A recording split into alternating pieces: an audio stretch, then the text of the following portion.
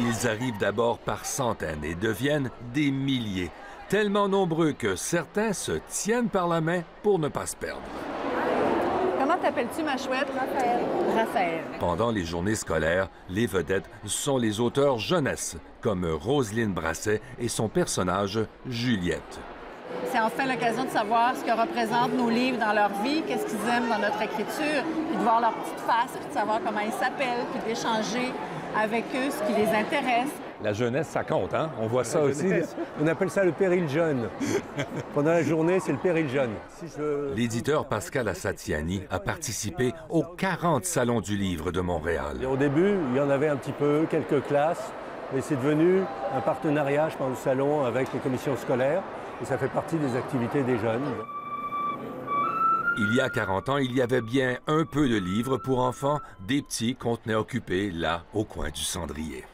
Au début, le salon, c'était plus une affaire d'adultes et c'était plutôt modeste, austère. Quelques centaines d'auteurs s'y présentaient, dont bien sûr, déjà, Michel Tremblay. Le salon de l'époque était dominé par les grandes maisons d'édition françaises.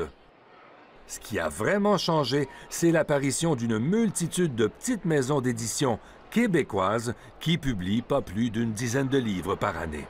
Il y a 40 ans, il y avait peut-être 4-5 éditeurs québécois au salon. Aujourd'hui, il y en a 50, 80, une quantité importante. En portion de marché, c'est-à-dire, il y a 40 ans, le livre québécois ou le livre canadien-français représentait environ 5% du marché du livre au Québec. Et aujourd'hui, c'est 45%. Qu'est-ce qui n'a pas changé en 40 ans? Claude Jasmin, qu'est-ce qu'un auteur pense de la situation du livre actuellement au Québec? Elle a été, en tout cas, catastrophique jusqu'ici. Nos droits d'auteur n'étaient jamais payés. Sauf exception, on ne devient toujours pas riche dans le monde du livre. Les auteurs, pour la plupart, ne vivent pas de leur plume. Les libraires ont du mal la plupart sont au salaire minimum. Les éditeurs travaillent chez eux, dans leur cave ou des choses comme ça. Donc, l'ensemble, il n'y a pas beaucoup de gens qui roulent en Rolls-Royce.